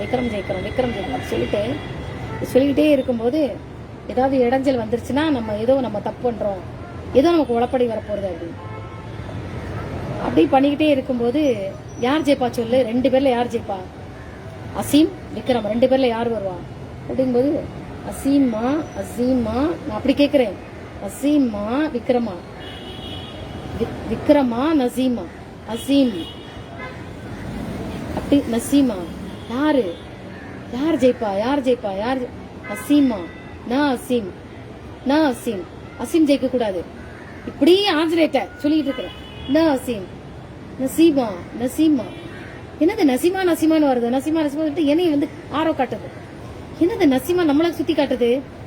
அப்ப நசீமாங்கிறது நம்ம பேரா? நிறைய பேர் நமக்கு என்னெல்லாமோ பேர் வச்சிருக்காங்க, அதுல நசீமாங்கிறது என் பேரா? ஓஹோ, யார் நமக்கு வச்சிருப்பா? ஆஞ்சநேய சன்னதியில தான் நான் அதை யோசிச்சுட்டு இருக்கிறேன். ஆஞ்சநேயங்கிறது யாரு? படை. படை தானே. சீத்தை போய் மீட்டுட்டு வர்றதுக்கு வானத்துல மேலோந்து பறக்கிறார்ல ஆஞ்சநேயர். அப்பா அவர் வந்து என்னைய தேடி வரணும் அப்படின்னு சொல்லிட்டு இது பண்ணிட்டு இருக்கும்போது வீணை வாசிக்கிறதுக்கு சொல்லி கொடுத்தாச்சு, சொல்லியாச்சு. நான் சொல்லி கொடுச்சு வீணை வாசிக்க சொல்லியாச்சு. அதுக்கப்புறம் அடுத்தடுத்து அப்துல் கலாமுக்கு வந்து அடுத்தடுத்து சக்சஸ் ஆகும்போது சுத்தி இருக்கிறவங்க கேக்குறாங்க, நாங்களாம் ஒவ்வொரு தடவையும் மண்டே பிச்சுப்போம், உங்களுக்கு மட்டும் எப்படி? உங்ககிட்ட ஏதோ ஒண்ணு இருக்குன்னு அப்துல் கலாம் கிட்ட ஏதோ ஒரு ஸ்பிரிச்சுவல் பவர் அவர்கிட்ட இருந்து வந்துகிட்டே இருக்கும். அப்துல் கலாம் இருந்து அவர்கிட்ட இருந்து ஏதோ ஒரு விஷயம் வருங்கிறத கண்டுபிடிச்சிட்டாங்க. அதுக்கப்புறம் அவங்க என்ன பண்றாங்க அப்படின்னா என்னை பார்க்க வராங்க. 82ல நான் இல்லை, எங்க இருந்தேன்? இதுல இருந்தேன், மதுரையில இருந்தேன் நான் சொல்லியிருக்கேன் இல்லையா. அப்புறம் 83ல தான் நான் திரும்பி வரேன். 83, 84, 83, 84, 85 நிறைய பேருக்கு மாத்தி விட்டுருக்கேன், நிறைய பேருக்கு. அப்போ மறுபடியும் அப்துல் கலாம் வந்து என்னை பார்க்க வராரு. அருண் திவாரிலாம் எப்போ வந்தாருன்னு தெரியலையே. வந்தாங்க, அது தெரியும். அப்போ வெளிநாட்டுக்காரங்க, எனக்கு இது எந்த விஷயம் எந்த வருஷம் நடந்தது எனக்கு தெரியல. இவங்க என்ன பண்றாரு, அடுத்தது வந்து இந்த அருண் திவாரி இவங்க எல்லாம் சேர்ந்து ஏதோ ஒரு இதை பண்ணிக்கிட்டு இருக்கும்போது ஃபெயில் ஆகிக்கிட்டே இருந்தது. திருப்பி ஃபெயில் ஆகி எல்லாம் ஃபெயில் ஆகிட்டே இருக்கும். அதே மாதிரி வெளிநாட்டுல இருந்தும் நிறைய பேர் வந்து சேட்டலைட்ஸ் அனுப்பிட்டே இருப்பாங்க, அது ஃபெயில் ஆகிட்டே இருக்கும். இப்ப என்கிட்ட வந்து நான் அந்த கோவில், பெருமாள் கோவில் இருக்கு இல்லையா, பெருமாள் கோயில வச்சு மேல ஆபீஸ் ரூம்ல நான் தியானம் பண்ணிட்டு இருக்கேன். மேல ஆபீஸ் ரூம்ல தனியா தியானம் பண்ணிட்டு இருக்கேன். இங்க இருந்து இவங்க வந்து சேட்டலைட் அனுப்புவாங்க, செயற்கை கோள் அனுப்புவாங்க விண்ணுக்கு. நான் அதை டீஆக்டிவேட் பண்ணிக்கிட்டே இருப்பேன், ஃபெயில் ஆகட்டும். இது திரும்ப வந்துகிட்டே இருக்கும். இவங்களுக்கு எல்லாம் மண்டை ஏன் இப்படி? இப்போ ராஜு வந்து என்னை ஒரு தடவை தேடி வந்தான். என்னை தேடி ராஜு யாரோ வந்திருக்காங்க அப்படின்னு சொல்லும்போது, ஹிமா நீ என்ன பண்ணிட்டு இருக்கிற அப்படிங்கும்போது, இந்த மாதிரி வானத்துல எந்த படி வராங்களா அதெல்லாம் டீஆக்டிவேட் செயல்பட விடாம நான் திருப்பி இது பண்ணிட்டு இருக்கேன், திரும்ப வர மாதிரி பண்ணிட்டு இருக்கேன், ஏன் இந்த மாதிரி பண்ற அப்படின்னு கேட்டான். அவங்களுக்குள்ள ஒற்றுமை உணர்வே இல்லையே. என்ன சொல்ற? ஒரு விஷயத்தை தயாரிக்கிறாங்க, இங்கதான் பாயிண்ட்ஸ் முக்கியமா வருது. நான் ராஜுவும் நானும் பேசிட்டு இருக்கோம். ஏன் இந்த கிணத்தடியில, பெருமாள் கோயில் கிணத்தடியில இப்ப அந்த கிணறு கிடையாது. இப்ப கிணறு எடுத்துட்டாங்கிறதுக்காக நான் சொல்ற விஷயம் பொய்ன்னு ஆயிடும். அந்த கிணத்தடியில நானும் ராஜுவும் பேசிட்டு இருக்கிறோம். ஏன் இந்த மாதிரிலாம் நீ சேட்டலைட்டை வந்து நீ இந்த மாதிரி பண்ணிட்டு இருக்க அப்படிங்கும்போது, சேட்டலைட்டு ஏவுகணை இதெல்லாம் தயாரிச்சு அவங்க அனுப்பும்போது, அப்பெல்லாம் கொஞ்சம் மெச்சூர்டு வந்துருச்சுல, ஏவுகணைன்னு சொல்ல தெரிஞ்சிருச்சு எனக்கு, குழந்தையில தான் சொல்ல தெரியல. அப்ப அதெல்லாம் வந்து இவங்க அனுப்புறாங்க இல்லையா, அனுப்பும்பொழுது தயாரிக்கப்பட்ட அந்த ஒரு பொருளானது தயாரித்தவன்களுக்குள்ள ஒற்றுமை என்பதே கிடையாது. ஒரு ஸ்கூல் இருக்கு, ஒரு ஃபங்க்ஷன், ஒரு ஆபீஸ், ஒரு ஃபங்க்ஷன், ஏதாவது ஒண்ணுன்னா போதும், ஒண்ணு போல ஒரே கலர்ல சாரி கட்டிட்டு வருவாங்க. டீச்சர்ஸ் எல்லாரும் ஒண்ணு போல நாளைக்கு அப்படி வரணும், நாளைக்கு அவங்க எல்லாரும் ஒண்ணு போல இப்படி வரணும், ஸ்டாஃப் எல்லாரும் இப்படி வரணும் அப்படி வரணும். அங்க ஆடைகள்ல இதுலதான் ஒத்துமை காட்டுவாங்க. ஆனா அந்த ஆசிரியர்களுக்குள்ளயோ ஒரு கம்பெனியோ ஏதோ ஒண்ணு அந்த ஸ்டாஃப்களுக்குள்ள ஒற்றுமைங்கிறது இருக்காது. அந்த ஒத்துமையை எப்ப காட்டுவாங்க அப்படின்னா, இவனுக்கு சம்பளம் குறைச்சு வந்தோ அது வந்தோ ஏதாவது பிரச்சனைனா மட்டும் யாருக்கு கீழே வேலை பார்க்கறாங்களோ அவங்களுக்கு எதிராக கிளம்புறதுக்கு அப்ப மட்டும் ஒத்துமையை காட்டுவாங்க. செய்யக்கூடிய நம்ம ஒரு பொருளை உற்பத்தி பண்றோம், என்ன பண்றோமோ இவங்க எல்லாருமா சேர்ந்து பண்ணக்கூடிய அந்த ஒரு விஷயத்துல அங்க ஒற்றுமையை காட்ட மாட்டாங்க. இந்த விஷயத்த நான் தானே பண்ணேன். எப்படி இந்த உடம்புல வந்து நம்மளுடைய உடம்புல வந்து கண்ணு பெருசா, காது பெருசா, மூக்கு பெருசா, வாய் பெருசா, பல்லு பெருசா, வயிறு பெருசா, ஜீரண சக்தி பெருசா அப்படின்னு ஒண்ணுக்கு சண்டை போடுமே. அட முட்டாளே, எல்லாம் ஒண்ணு போல சேர்ந்து இயங்கினா மட்டும்தான் மனிதனுடைய இது வந்து இயக்கம் வந்து நல்லா இருக்கும். மனிதனுக்கு மட்டும் இல்ல, விலங்கோ பறவையோ ஏதாக இருந்தாலும் சரி, எல்லாம் ஒண்ணு போல சேர்ந்து செயல்பட்டால் மட்டும்தான் அந்த உயிர் வந்து செயல்படும். அந்த உயிர் இருக்கிறதுக்கு அர்த்தம் தான் ஆகும், இல்லைன்னா இதாக. அப்ப இவங்க வந்து சேட்டலைட் அனுப்பும் பொழுது இவங்களுக்குள்ளே நான் தானே இதை பண்ணேன், நான் இதை பண்ணல, நான் இதை பண்ண, அந்த ஒற்றுமை உணர்வு இல்லாததுனால அதை டிஎக்ட் பண்ணி, ஏன் சரி நீ இப்படி பண்ணிட்ட அப்படின்னு சொல்லிட்டு போயிட்டான். 10 நிமிஷத்துல இந்த ஜெயம் ஃபுட்ஸ் அப்படின்னு ஒரு பையன் இருப்பான், அவன் பேரு பாலசுப்ரமணியன். ராஜு வந்து பாலுவை கூட்டிட்டு வரான். ஹெமா இவன் சொல்றான், அந்த சேட்டலைட்ஸ் எல்லாம் போயாச்சுன்னா நமக்கு வந்து நிறைய விஷயங்கள் நமக்கு கிடைக்கும், டிவிலாம் நம்ம எல்லார் வீட்லயும் டிவி பார்க்க முடியும், நிறைய விஷயங்கள் நம்ம கிடைக்கும், அதை டீஆக்டிவேட் பண்ணாத அப்படின்னு சொல்லிட்டு இவன் வந்து சொல்லிட்டு இருக்கான். அது செயல்படாம திருப்பி ரிட்டர்ன் பண்ண விடாதன்னு அப்படின்னு இவன் சொல்லிட்டு இருக்கிறான். இப்போ நான் சொன்னேன், இப்படி அனுப்பக்கூடிய அந்த ஒரு பொருள்கள் வந்து அது போய் இருந்தாச்சு அப்படின்னா, ஒற்றுமை இல்லாத ஒரு விஷயம் பண்ணினோம்னா அதுல இருந்து கிடைக்கக்கூடிய, ரெண்டாவது திருட்டு, குருவினுடைய உபதேசம் பெறாமல் திருட்டுத்தனமாக ஒரு விஷயத்தை கற்றுக்கொண்டு தான் கற்றுக்கொண்டோம் தனக்கே வருது அப்படிங்கிற அந்த விஷயங்கள்லாம் பண்ணும்போது அதுல செய்ய தயாரிக்கப்பட்ட பொருள்கள் எதுவாக இருந்தாலும் அது சக்சஸ் ஆகாது. அதனாலதான் இன்னைக்கும் கண்டுபிடிக்கப்பட்ட பொருள், இந்த மொபைலா இருக்கட்டும், அதா இருக்கட்டும், இதா இருக்கட்டும், ஆபத்திலும் கஷ்டத்திலும் நமக்கு உதவுவதில்லை. அப்ப இவர் வராரு, அப்துல் கலாம் பத்தி இப்ப பேசிட்டு இருக்கேன். இவ்வளவு விஷயத்தையும் நான் ராஜு கிட்ட நான் சொல்றேன், எதுக்கு நம்ம இதெல்லாம் சொல்லிட்டு இருக்கிறோம் அப்படின்னு சொல்லிட்டு இவன் சொல்றான், அக்கா அந்த மாதிரி வரும்க்கா, கிடைக்கும்க்கா, அதை ஓகே பண்ணி விடுங்கக்கா, ஓகே பண்ணி விடுங்கக்கா, அது ஏன்க்கா செயலெடுக்க வைக்கிறீங்க அப்படின்னு. ஆனா மோசமான பின்விளைவு வரும்டா அப்படின்னு. பரவாயில்லக்கா, அப்ப பாத்துப்போம்க்கா, இவ்வளவு கஷ்டப்பட்டு பண்ணிட்டு இருக்காங்க, அதை பண்ணுங்கக்கா, சரிப்போ அப்படின்னு நான் விட்டுட்டேன். அதுதான் அதனுடைய செயற்கைக்கோள்கள், அந்த கோள்கள் இதெல்லாம் வந்து அவங்களோட ஒற்றுமை தன்மை இல்லாததுனாலதான். எங்க ஆளுக தான் ஜெயிச்சாங்க, நாங்க தான் ஜெயிச்சோம், எங்க பாஷக்காரன் தான் ஜெயிச்சான், எங்க இவன் தான் ஜெயிச்சான், நாங்க இதை பண்ணமாலதான் இது கிடைச்சது, நாங்க அதை பண்ண போய் தான் இது கிடைச்சது. இதெல்லாம் அந்த உணர்வு வந்து அங்க உள்ள சயின்டிஸ்டுகளுக்கும் இருந்துச்சு, விஞ்ஞானிகளுக்கும் இருந்துச்சு இந்த விஷயம். அதனாலதான் அது செயல்பட விடாம பண்ணிக்கிட்டே இருக்கு. பள்ளி மாணவர்களுக்கு மட்டும் யூனிஃபார்ம் கொடுத்தால் போடாது, ஒவ்வொரு துறையிலையும் வேலை பார்க்கறவங்களுக்கும் வேலை பார்க்கும் போது யூனிஃபார்ம் போட்டு அவங்களுக்கும் யூனிஃபார்ம் தரணும். ஏன்னா நிறைய இடங்கள்ல இந்த டீச்சர்ஸ் இவங்கெல்லாம் வந்து விதவிதமா புடவை கட்டிட்டு வருவாங்க. சில டீச்சர்ஸ் சாதாரணமா தான், நான்லாம் ரிப்பீட்டட் 5 சாரி 6 சாரி தான் ரிப்பீட்டடா கட்டிட்டு போவேன். வேலை பார்க்குற ஸ்கூல்ல எல்லாம் மட்டமா என்னை பேசுவாங்க, இவட்ட என்ன இருக்குன்னு. நீ மாணவர்களுக்கு ஒற்றுமையை கற்றுக் கொடுக்க வேண்டிய இந்த டீச்சர்ஸே சக ஸ்டாஃப் அந்த மாதிரி மட்டம் தட்டி பேசும். அதனால டீச்சர்ஸுக்கும் யூனிஃபார்ம் வரணும், பள்ளி மாணவர்களுக்கு மட்டும் இல்ல டீச்சர்ஸ்க்கும் வரணும். ஒவ்வொரு ஆபீஸ்ல வேலை பார்க்கறாங்க இல்லையா, பேங்கா இருக்கட்டும் எதா இருக்கட்டும், அவங்களும் அந்த மாதிரி விலை கூடிய இதை பார்க்கும்போது குறைச்சி ரிப்பீட்டடா போட்டு வரவங்களை பார்த்து கேவலமா பேசுறது, அலட்டுறது, தங்கிட்ட தான் இது பண்றது. ஸ்டாஃப்களுக்கு இது வரக்கூடாது. பணம் சம்பாதிக்கிறாங்கல்ல, அந்த புத்தி வரக்கூடாது. அவங்களுக்கும் யூனிஃபார்ம் வந்தா நல்லா இருக்கும் என்னுடைய கருத்து. பார்க்கலாம். லைட் போட்டு வரேன்.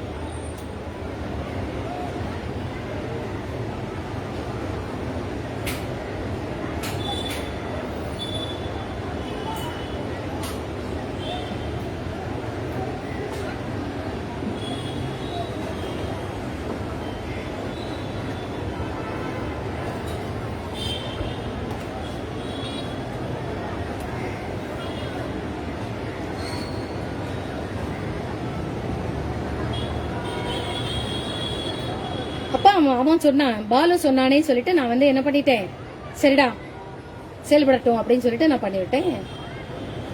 என்னை தேடி வராரு, சக்சஸ் ஆயிருச்சு அப்படின்னு அப்துல் கலாம் மறுபடியும். அப்பதான் தான் கூட அருண் திவாரி அப்படிங்கிற ஒரு நபரை கூட்டிட்டு வராரு. கூட்டிட்டு வர்றதுக்கு முன்னாடி இன்னும் என் கூட இன்னும் நிறைய பேர் வராங்க, அவங்களுக்கும் நீ பண்ணணும். அப்போ நாங்க வழக்கமா சந்திக்கக்கூடிய இடம், நான் கிருஷ்ணாவரத்தோட வந்துச்சு, வழக்கமா சந்திக்கக்கூடிய இடம் எது அப்படின்னா சினிமா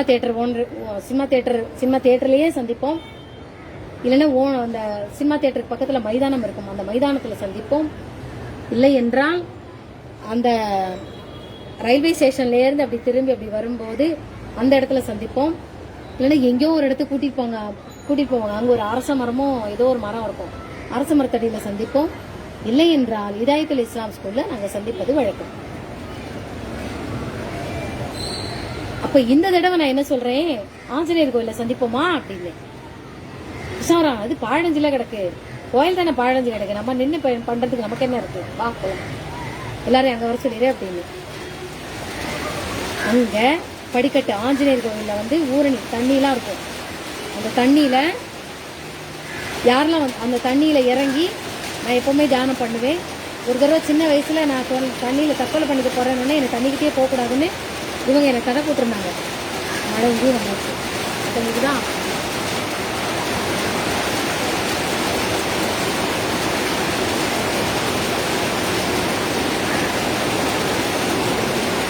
அப்பதான் இவங்களுக்கு மாத்திரேன். அருண் திவாரி, நிறைய போலீஸ் படை ஃபாரினர்ஸ்லாம் வந்திருந்தாங்க, 4 ஃபாரினர்ஸ், அதுக்கப்புறம் அப்துல் கலாம் கூட வேலை பார்க்குறவங்க ஒரு 4-5 பேர் எல்லாரும் வந்திருந்தாங்க. ஆஞ்சநேயர் கோவிலில் அந்த ஊரணிக்க அந்த படிக்கட்டில் வச்சு இவருக்கு நான் உபதேசம் பண்ணுறேன். யாருக்கு? அப்துல் கலாமுக்கு. அப்துல் கலாம் உட்காந்துருக்குறேன், நான் முதல் படியில் உட்காந்துருக்குறேன். படிக்கட்டில் மேல் படிக்கட்டு, எனக்கு கீழே உள்ள படிக்கட்டில் இந்த பக்கம் அருண் திவாரி, இந்த பக்கம் அப்துல் கலாம் 2 பேர் உட்காந்துருக்குறாங்க. 2 பேருக்கும் உபதேசம் பண்ணேன் நான். அப்போ தான் 2 பேருக்கும் பவரை மாற்றுறேன். அடுத்து நிறைய ஃபெயிலாக வரும்போது அப்போ 2 பேருக்கும் மாற்றுறேன். அதுக்கப்புறம் அவர் கூட வந்தவங்கலாம் சட்டை கைட்டு அப்படின்னு ஒன்று அதில் 2-3 பேர் பிராமின்ஸ் வந்திருந்தாங்க. அப்போ அவங்க வந்து பூனல் எடுத்துருங்கன்னு சொல்லுவாங்க. என்ன சொல்கிறார் அப்படின்னு திரும்பி பார்க்குறேன். எனக்கு பிராமின்ஸ்னாலே பிடிக்காது, பிராமணால்னாலே எனக்கு சுத்தமாக பிடிக்காது. எனக்கு பல்ல கிடச்சிட்டு தான் சில பேர்ட்டெல்லாம் ஃப்ரெண்ட்ஷிப் வச்சுக்கிட்டு இருப்பேன். நான் அவங்ககிட்டையும் நான் மனக்காயம் நிறைய பட்டுட்டேன் நான். அப்போ இவ பிராமணால்னாலே பிடிக்காது, நீ பூனல் ஒழிச்சு வச்சுட்டு பூனெல்லாம் போ அப்படின்னு 2-3 பேர் அனுப்பி விடுறாங்க. யாரு? எங்கள் ஊருக்காரங்க. Naina Mohammed, Ahmed Basheer, cinema theatre owner, பணம் ஓட்டுறது, நிறைய பேர். அந்த தூரத்தில் அந்த ரோட்டில் ஆஞ்சநேயர் கோவில் ரோடு இருக்குல்ல, அந்த ரோட்டில் அந்த பக்கம் பார்த்தானா பாதுகாப்பு படை போலீஸ் வேன் நிற்கிது. அது போக என்னுடைய படைகள் அந்த பக்கம் சுற்றி நிற்குது. யாருக்கு? அப்துல் கலாமுக்கு, அருண் திவாரி, இந்த ஃபாரினர்ஸ்லாம் வந்திருக்காங்க இல்லையா, அவங்களுக்குலாம் நான் சக்தி மாற்றி விடணும் அப்படிங்கிறதுக்காக கூட்டிகிட்டு வந்திருக்கிறாங்க எல்லாரையும். மொத்தம் ஒரு 20-25 படி இருக்குன்னு வச்சுக்கோங்களேன். முதல் படி, 2ஆம் படி, 3ஆம் படி, 4ஆம் படி, 5ஆம் படி, 6-7 படிகளை விட்டுட்டு நாங்கள் உட்காந்துருக்குறோம். ஆஞ்சநேயர் படியில் வச்சு தான் உங்களை உட்கார வச்சு சட்டையெல்லாம் கட்ட சொல்லிட்டு முதல்ல அந்த தண்ணியை போய் நல்லா உத்து பார்த்துட்டு வாங்க அப்படிங்கிறேன். பார்த்துட்டு வந்துட்டு உட்காடுறாங்க. உட்காந்துட்டு எதை சொல்கிறேன், பிரபஞ்சத்தை தாண்டி அதையும் அந்த ஸ்பேஸ் இருக்குல்ல, ஸ்பேஸையும் தாண்டி காற்றும் இல்லை, வானமும் இல்லை, பூமியும் இல்லை, மழையும் இல்லை, காற்றும் இல்லை, இடியும் இல்லை, மண்ணலும் இல்லை, அப்படிங்கிறது எதுவும் இல்லை, அதுவே உண்மை. எல்லாத்தையும் சொல்லிட்டு உயிர் உள்ளது என்பதும் இல்லை, உயிர் அற்றது என்பதும் இல்லை அப்படிங்கிற அந்த உபதேசத்தை யாருக்கு கொடுக்குறேன்? அப்துல் கலாமுக்கு கொடுக்குறேன். அப்துல் கலாமுக்கு திவாரி 2 பேருக்கும் ஒன்று போல உபதேசம் கொடுக்குறேன். 2 பேருக்கும் மேல புல்லரிச்சிருச்சு. நிறைய விஷயங்கள் சொன்னேன். அதுல அவர் கேட்கிறாரு, அதுக்கு முன்னாடி இவர் வந்து என்கிட்ட கேட்கிறாரு. யாரு? இவர் கேட்டாரா இல்ல கூட வந்தவர் கேட்டாரா? கூட வந்தவர் தான் கேட்டார். இப்ப இவங்களுக்கு அந்த உபனிஷத்து இருக்கு இல்லையா, உபனிஷத்தையும் தாண்டி எதுவும் இல்லை, அதுவே உண்மை. அவருக்கு உண்டானது என்ன உண்டோ அவரு அந்த ஏவுகணை விடுறார் இல்லையா, அதுக்கு உண்டான உபனிஷத்தின் தத்துவத்தை அவருக்கு உபதேசித்து நீ அதன் மூலமாக நீ இறைவனை உணரலாம். அதாவது வால்மீகி வந்து ஒரு தடவை, வால்மீகி விஸ்வாமித்திரரா, நான் நபர்களுடைய பேரை மாத்தி சொல்லுவேன், ஆனா கதை உண்மைதான். இவர் வந்து தியானம் பண்ணிட்டு இருக்கிறாரு. தியானம் பண்ணிக்கிட்டு இருக்கும்போது மேல பட்சிகளினுடைய 2 கிரௌஞ்ச பட்சிகள் வந்து குச் குச் குச் குச் அப்படிங்கும். அது அவருக்கு ரொம்ப தொல்லையா இருந்தது. உடனே அதை பார்த்து முறைச்சு பார்த்தோடனே எரிஞ்சிடும். தன்னுடைய தவசக்தியை பயன்படுத்தி அப்படி நெருப்பால எரிப்பாரு. அந்த 2 பறவைகளும் எரிஞ்சு கீழே விழுந்துரும்.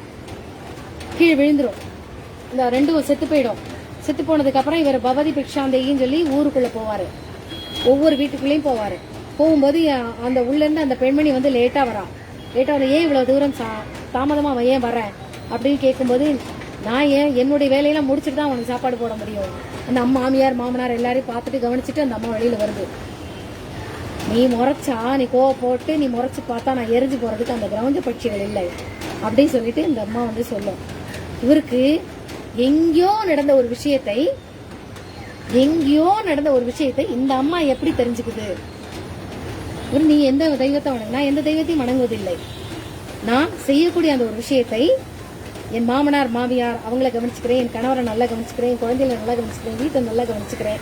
அதெல்லாம் பண்ணும்போது நான் செய்யக்கூடிய அந்த விஷயங்களை இறைவனுக்கே அர்ப்பணம் என்று வரும்போது அதுல நான் அந்த இறைவனோட ஒன்றி போய் அதை ஒரு பக்தியோட அந்த நான் ஒன்று போய் செய்யும்போது அதை பார்த்தவொடனே நீ யாரு எங்கேருந்து வந்தங்கிற அந்த இது நமக்கு வந்து உணர்வு வரும் அப்படிங்கிற அந்த கதையை சொல்லிட்டு அத்தனை பேர் உட்காந்துருக்காங்க. யாரெல்லாம்?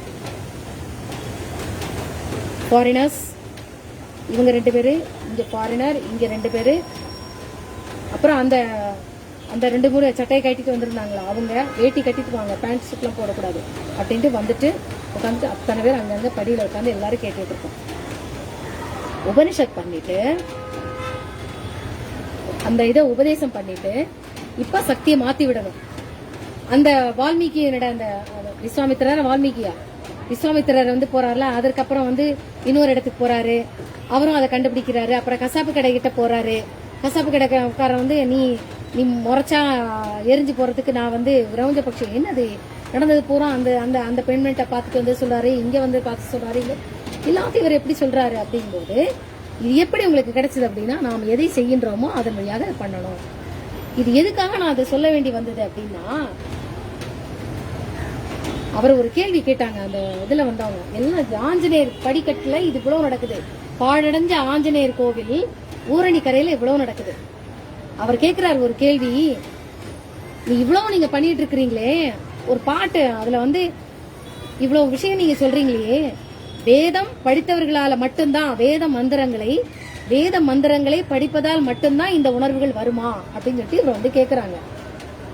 அந்த கேட்ட கேள்விக்கு நான் பதில் சொல்றேன், அப்படி கிடையாது, வேதத்தை உணர்ந்து பண்ணும்போதுதான் அது வரும்.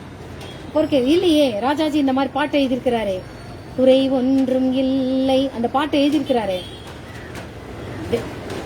மறைவோதும் ஞானியர் மட்டுமே காண்பார் சொல்லியிருக்கிறாரு. ஓ சரி, நான் சொல்றேன். அவருடைய கேள்வி மனசுலயே எந்திருக்கு, நான் அதை கண்டுபிடிச்சு சொல்றேன். குறை ஒன்றும் இல்லை மறைமூர்த்தி கண்ணா, குறை ஒன்றும் இல்லை கண்ணா, குறை ஒன்றும் இல்லை கோவிந்தா, கண்ணுக்கு தெரியாமல் நிற்கின்றாய் கண்ணா, கண்ணுக்கு தெரியாமல் நின்றாலும் எனக்கு குறை ஒன்றும் இல்லை மறைமூர்த்தி கண்ணா, வேண்டியதை தந்திட வேங்கடேசனின்றிருக்க வேண்டியது வேறில்லை மணிவண்ணா மலையப்பா கோவிந்தா கோவிந்தா. இது சொல்றியா நீ? ஆமா.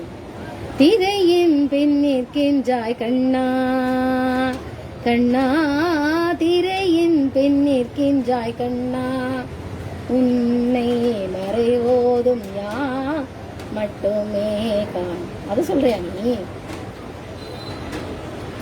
மறை ஓதுதல் என்பது வேறு, மறை உணர்தல் என்பது. இப்ப நான் பாடுறேன் பாரு. திரையின் பின் நிற்கின்றாய் கண்ணா, கண்ணா மாய திரையின் பின் நிற்கின்றாய் கண்ணா, உன்னை மறை உணர்ந்த ஞானியர் மட்டுமே காண்பார், உன்னை மறை நிறைந்த ஞானியர் மட்டுமே காண்பார். இதுதான் மறை ஓதுதல். நீ மறையை ஓதினாலும் எதை நோக்கி எந்த இறைவனுக்கு நீ மறை ஓதி அதை நீ சொல்றியோ, நீ அதிலேயே நீ ஒன்றுபட்டால் அதிலிருந்தும் உனக்கு கிடைக்கலாம். மறையை உணர்வதன் மூலமும் நாம் செய்யும் தொழிலை செய்வதன் மூலமும் அத மறை உணர்தல். நாம எதை நாம் செய்கின்றோமோ அதை நம்ம திருப்தியா ஒற்றுமை உணர்வோடு நாம வந்து இந்த விஷயத்தை நம்ம பண்றோம், இந்த விஷயமானது நமக்கும் நல்லது தரணும், நம்மை சுற்றி இருப்பவர்களுக்கும் நல்லது தரணும், நாம் யாரை சார்ந்து இருக்கிறோமோ அவர்களுக்கும் நல்லது தரணும், நம்மை யார் சார்ந்து இருக்கிறார்களோ அவர்களுக்கும் நல்லது தரணும், நம்ம கூட சுத்தி இல்ல ஆனா எங்கெல்லாமோ இருக்கிறாங்களே அவங்களுக்கும் நல்லது தரணும். அந்த எண்ணத்தோடு ஒவ்வொரு விஷயத்தையும் நாம பண்ணுவே ஆனால் அதற்கு பெயர்தான் வேதத்தை உணர்தல். அந்த எண்ணம் யாருக்கு நிறைஞ்சு இருக்கோ அதுதான் வேதம் நிறைந்திருக்கும் மனசு, வேதம் நிறைந்திருக்கும் எண்ணம், வேதம் நிறைந்திருக்கும் வேத உணர்வு நிறைந்திருக்கும் செயலானது. அவங்களால மட்டும்தான் உண்மையை உணர்ந்து இறைத்தன்மையை உணர முடியும். அப்படிங்கறத ஆஞ்சநேயர் சந்நிதியில வச்சு ஊரணி கரையில இத்தனை பேருக்கும் நான் சொல்றேன். அந்த ஃபாரினர்ஸ்க்கு அந்த பாஷை புரியல, நான் சொல்ற பாஷை புரியலை. ஆனா அந்த பாட்டு ராகம் பண்ணல அவங்களுக்கு புரிஞ்சிருச்சு. அந்த பாட்டு அவங்க ஏற்கனவே கேட்டிருக்கிறாங்க. அப்புறம் அதுல இவங்களுக்கு வந்து எக்ஸ்பிளைன் பண்றதுக்குன்னு அந்த பாஷை புரிய வைக்கிறதுக்குன்னு ஒருத்தர் மீடியேட்டர் இருந்தாரு. அவங்களுக்கு அந்த ஃபாரினர்ஸ்க்கு வந்து மேலெல்லாம் அப்படி புல்லரிச்சிருச்சு. இப்ப சொல்லு, ஒரு தெய்வத்தை ஒரே ஒரு தெய்வத்தை மையமாக கொண்டு அதற்கான மந்திரம் தந்திரங்கள் அதெல்லாம் மந்திரங்களை சொல்லி அதற்கு ஏத்தி பண்ணும் பொழுது அவனுக்கு மட்டும்தான் அந்த இறை உணர்வு அந்த இடத்துல கிடைக்கும். அவனுக்கு அதுதான் அவனை பூஜை பண்ணி அது பண்றது அவன் அப்படியே அந்த இறைவனை பார்க்கறான். அவனுக்கு அந்த விஷயத்துல கிடைக்கும். மறைவோதும் ஞானியர் மட்டுமே காண்பார் என்பது அப்படி கிடையாது. மறை நிறைந்த ஞானியர் மட்டுமே காண்பார். நீ ஒரு வேலையை பண்ற, எனக்கு தான் அது பெருமை, நான் பண்ணதுனாலதான் அது கிடைச்சது, நான் இதை பண்ண போய் தானே அது கிடைச்சது, அவங்க அதை பண்ண போய் தானே இது கிடைச்சது அப்படின்னு நீ ஒரு விஷயத்த எல்லாருமா சேர்ந்து பண்ணக்கூடிய அந்த சேட்டலைட்டா இருக்கட்டும், அந்த ஏவுகணையா இருக்கட்டும், திரைப்படமாகவே இருக்கட்டும், திரைப்படமே தயாரிச்சாலும் அந்த டீ சப்ளை பண்ணுவோம் இல்லையா, டீ சப்ளை பண்றதுல இருந்து அந்த கேமராவை அந்த பிடிச்சிட்டு வண்டியை தள்ளிக்கிட்டே வர்றதுல இருந்து ஆள் தொடர் மக்கள் யார் யாரெல்லாம் பிடிச்சு கூட்டிட்டு வரணும் அவங்கள்ல இருந்து அந்த திரைப்படம் ஆரம்பிச்சதுல இருந்து படம் முடிஞ்சு ரிலீஸ் ஆகுற வரைக்கும் யார் யாரெல்லாம் இருக்காங்களோ அத்தனையோட ஒற்றுமை உணர்வு இருந்தால் மட்டும்தான் அந்த படம் வெற்றி அடையும். எந்த ஒரு தொழிலா இருந்தாலும் எந்த ஒரு இதா இருந்தாலும் ஸ்கூல்ல இருக்கு டீச்சர்ஸ் இருக்கிறீங்கன்னா, மேடம் இந்த இவங்களுக்கு நான் அந்த பாடம் சொல்லிக் கொடுக்க போறேன் இந்த இது அப்படின்னு சொல்லிட்டு நம்ம எல்லாம் ஒற்றுமையா சேர்ந்து அந்த விஷயங்களை பண்ணினால் மட்டும்தான் நம்ம குழந்தை நல்லா நம்மளுடைய மாணவன் நல்ல நிலைமைக்கு நல்லா கத்துப்பான். டீச்சர்ஸ்க்கு முதல்ல அந்த பொறாமை குணம் இருக்கக்கூடாது. டீச்சர்ங்கிறது உயர்ந்த பதவி, மாணவர்களை உருவாக்கக்கூடிய மாணவர்களை செதுக்கக்கூடிய பதவி. அப்ப அவங்க ஒரு டீச்சர் இன்னொரு டீச்சரோட சக டீச்சரோட பொறாமையும் போட்டியும் போட்டாங்கன்னா அவங்க டீச்சரா இருக்கிறதுக்கே லாய்க்கு இல்லை. உன்னுடைய மாணவனுக்கு உன்னுடைய மாணவிக்கு அந்த டீச்சர் சொல்லி கொடுக்குறானா நல்லா உட்காந்து கேளு, நல்லா அப்பா என்னோட மாணவன் நல்லா படிக்கிறானா நல்லது. அந்த ஒற்றுமை உணர்வு நான் வேலை பார்த்த வரைக்கும் டீச்சர்ஸ்க்கு இல்லை. ஒற்றுமை இருக்கு. ஒரு ஃபங்க்ஷன்னா ஒண்ணு போல புடவை கட்டிட்டு வரணும், அப்படி கட்டிட்டு வரணும், அதுலதான் ஒற்றுமை இருக்கே ஒழிஞ்சு கல்வி விஷயத்துல இல்லை. சரி, அது மாதிரி நீங்க பண்ணக்கூடிய சேட்டலைட்ஸ் எதுவாக இருந்தாலும், அதுவும் சேட்டலைட்டு ஏவுகணை அப்படிங்கும் பொழுது அந்த ஒற்றுமை உணர்வு வந்தால் மட்டும்தான் அந்த காரியம் வந்து சக்சஸ் ஆகும். அப்படிங்கறத ஆஞ்சநேயர் கோவில வச்சு அப்துல் கலாமிற்கு, அருண் திவாரிக்கு, அதுக்கப்புறம் 2-3 ஃபாரினர்ஸ் அவங்க கூட பூனெல்லாம் கட்டிட்டு அவளுக்கு பிராமின்னாலே கோவம் வரும் அப்படின்னு இவங்க சொல்றாங்க. ஏன் அப்படி? ஆமா, பிராமின்ஸ்னால இவன் நிறைய பாதிக்கப்பட்டிருக்கா, அவங்க ஆளுகளாலே இவன் நிறைய தொல்லை அனுபவிச்சிருக்கா. ஆமாங்க, பிராமின்ஸ் தாங்க. ஒரு பிராமின் தான் மற்ற ஒரு பிராமணனுக்கு எதிரி. எப்படின்னா, ஒரு பொண்ணுக்கு கல்யாணம் பண்ணி கொடுக்கணும், ஒரு சின்ன ஏழை பொண்ணை கல்யாணம் பண்ணணும்னா அந்த பொண்ணு எடுக்க வருவாங்களே அவனுக்கு மும்புட்டு சீர் வேணும், மும்புட்டு நகை வேணும், சாப்பாடுலாம் வகை வகையா சீர் வைக்கணும், ஒரு வருஷம் வரைக்கும் மும்புட்டு சீர் வச்சுக்கிட்டே இருக்கணும். ஆச்சாரம் அனுஷ்டானமா இருந்தால் மட்டும் போராது, நல்ல சிந்தனை. ஒரு பொண்ணுக்கு வாழ்க்கை கொடுக்கணும், வரதட்சணையே இல்லாம வாங்கிட்டு வந்தாலும் ஒரு பொண்ணு நம்ம வீட்டுக்கு விளக்கேத்த வரா, வாழ வரா அப்படின்னா காலம்பூரா அவளுக்கு வயிற்றுக்கு சோறு போட போறமேங்கிறதுக்காக இத்தனை சீரு, இத்தனை இது, மண்ணாங்கட்டி, நகை, நட்டு, வரதட்சணை கேட்குறீங்களே, அதுக்கு பேர் தாம்பத்தியம் இல்ல, விபச்சாரம். அதுக்கு பேரும் விபச்சாரம் தான். புரியுதா? ஏன் பாணியில. அதனால அவர் வந்து சொல்றாரு, கூடல கவுட்டி போட்டுங்க, சாமி ஆடிடுவா. நான் இங்க இருந்து கவனிச்சிட்டேன். சரி, என்னுடைய குரு அனுப்புறாரு, நம்ம எதுவும் சொல்லக்கூடாது, வர சொல்ல அப்படின்னு வந்துட்டாங்க. அது 4 பேருக்கும் அவங்களுக்கும் நான் மாத்தி விட்டேன். இந்த சம்பவம் நடந்தது உண்மையா இல்லையா அப்படிங்கறத அருண் திவாரி இப்ப உயிரோட இருக்கிறாரா என்னன்னு தெரியல, கேட்டு பார்க்கலாம். அப்ப என்ன பெயர் வைக்கலாம்? அப்ப அருண் திவாரிக்கு வந்து என்ன, அவர் வந்து கேட்கிறாரு, இப்ப நான் என்ன பண்ணணும் அப்படிங்கும்போது அவர் சொல்றாரு, அந்த அவர் ஹிந்தியில வந்து, எனக்குலாம் அப்பெல்லாம் ஹிந்திலாம் புரியாது. ये जो ये लड़की बोल रही है ना मुझे बहुत पसंद आया, बहुत अच्छा लगा அப்படின்னு இவர் என்னமோ சொல்லிட்டு பிரீத்தி பிரீத்தம் அப்படிங்கிற பெயர் வைக்கிறார். பிரீத்தம் அப்படிங்கிற பெயரை வச்சுட்டு பிரீத்தின்னு சொல்லக்கூடாது, பிரீத்தம்னு வைக்க சொல்லுங்க. அம் ஆம் இம் ஈம் உம் ஓம் எம் ஏம் ஐம் ஓம் ஓம் ஓம்.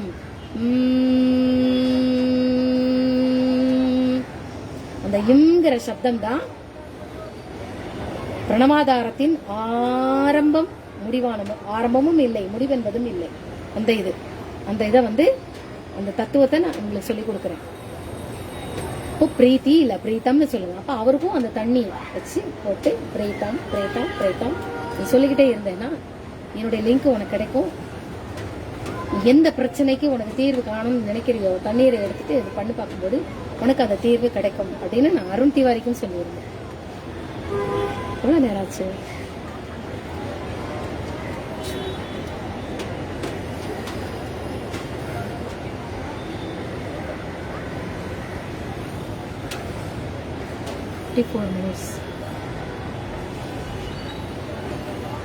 நிறைய சொல்லுவோன்றது.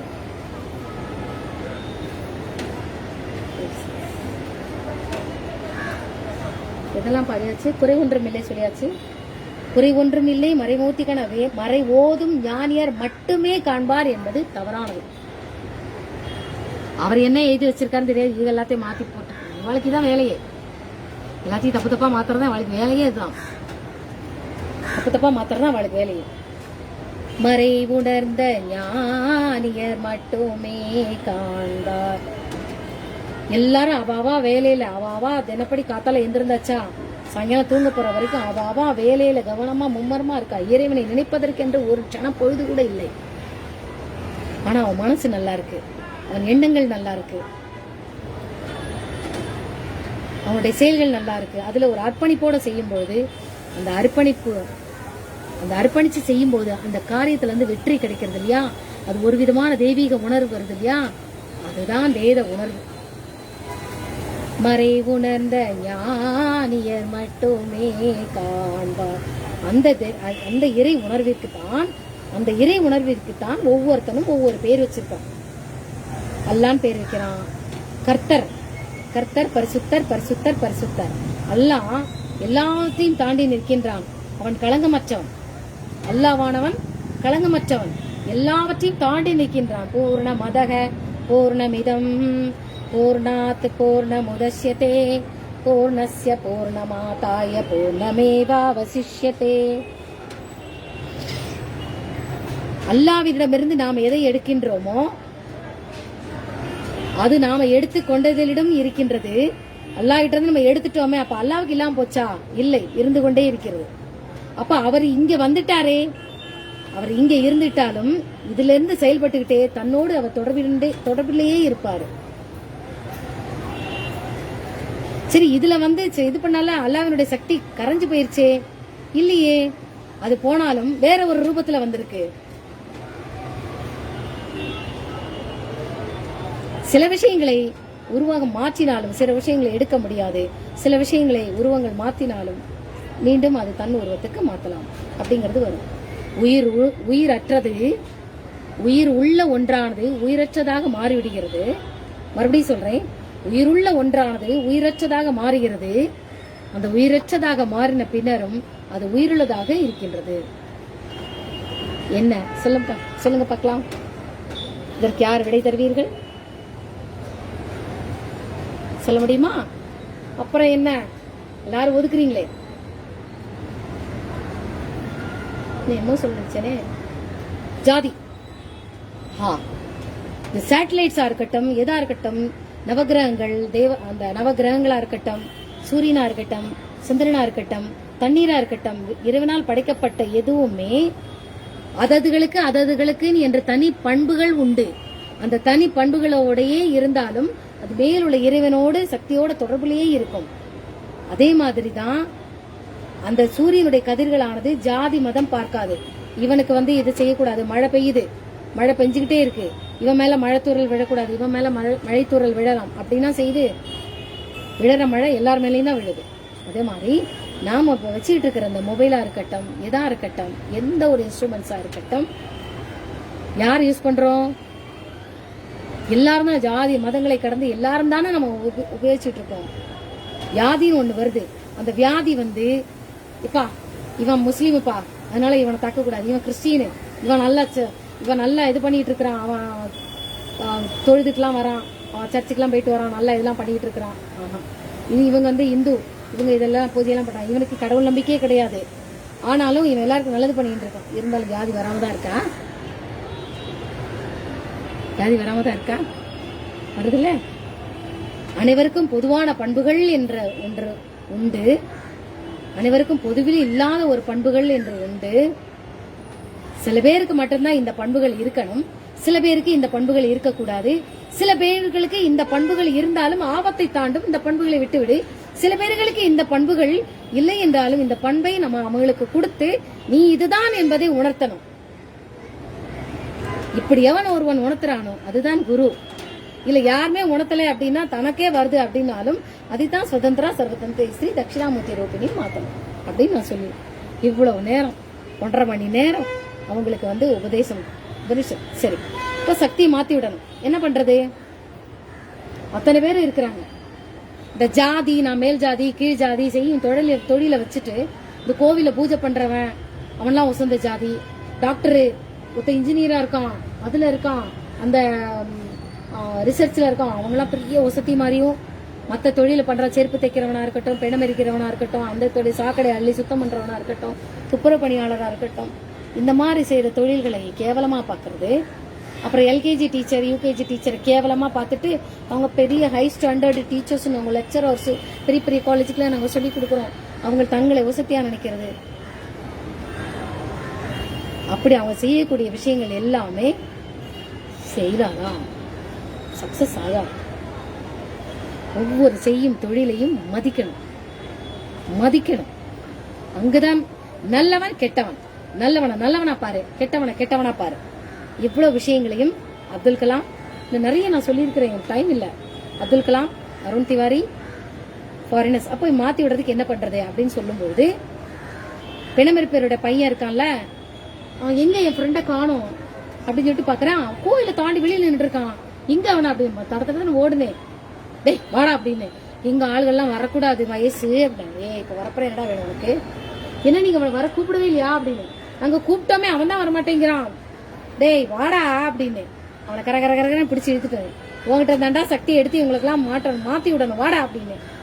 சட்டையை கட்டுறா அப்படின்னு சட்டையை கட்டினா அந்த படி ஆஞ்சநேயர் கோவில் படியில வச்சு அவனை சட்டையை கட்ட சொல்லிட்டு, பிணமெரிக்கிறோட பையன் அவனை நல்லா இறுக்கி அணைச்சேன்.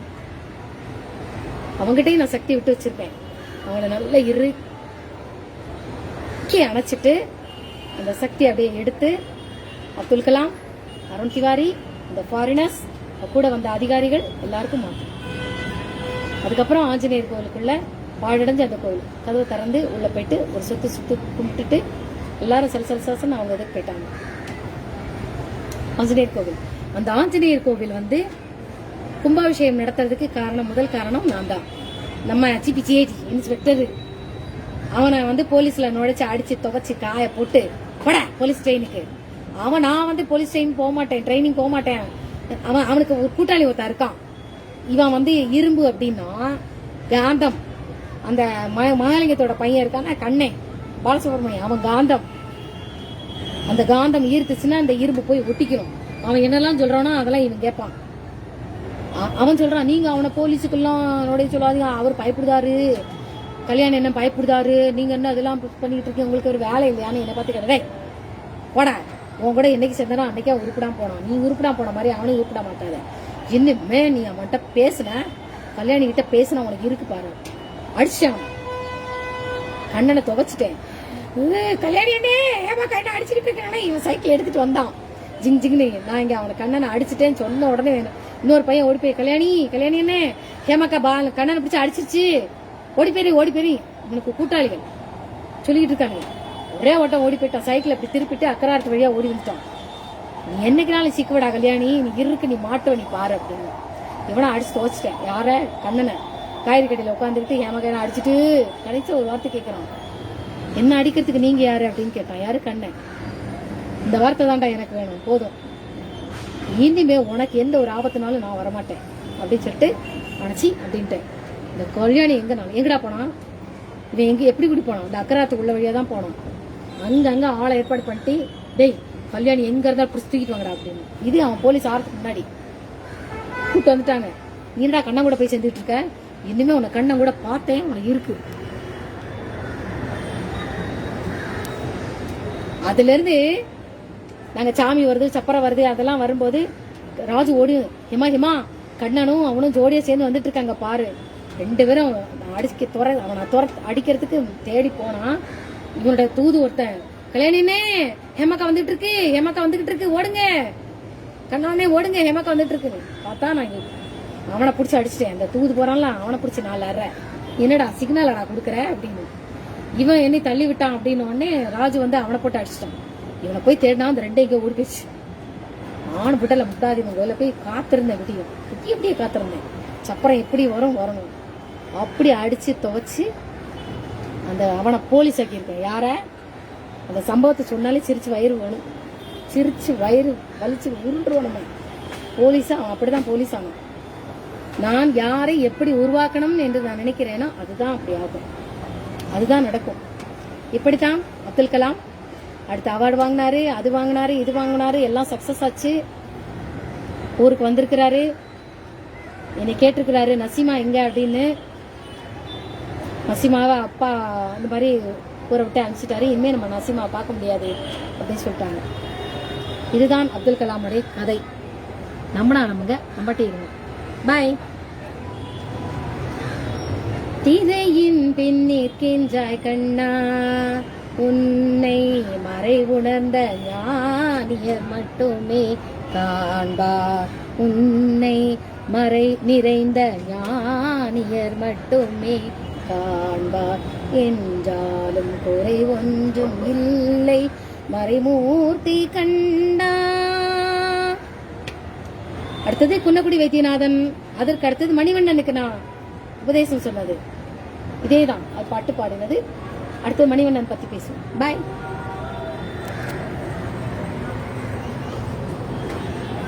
திவ்யதர்ஷினி ஆச்சாரிஸ் வாட்சிங்னா நல்லா இருக்கீங்களா? நன்றி, மகிழ்ச்சி என்னோட வீடியோ பார்த்ததுக்கு. பாய்.